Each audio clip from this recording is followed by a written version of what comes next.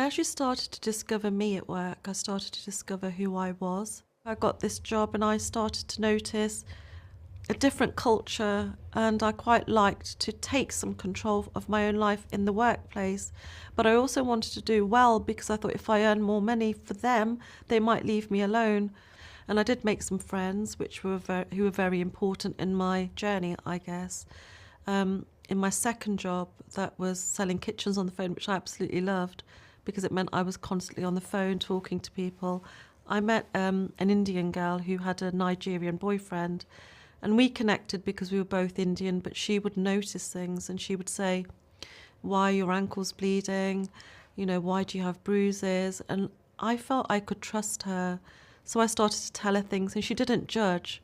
She didn't judge or make me feel stupid or silly. She actually would just listen. And then one day she said, my parents weren't very understanding, but they are now because I'm older. Why don't you go back to your parents' house if you're so scared and so unhappy? And I started to again dream about things because I was a daydreamer. I started to almost visualize this fairy tale of walking into my parents' home and them holding me tightly and telling me that they loved me and they were proud of me, because I think that's what every person wants their parents to be like, to give them that love. So I went to work one day and I never went back. I got onto a bus to my parents' house, and I was sat on the bus unknowingly celebrating to myself that I'm going back home.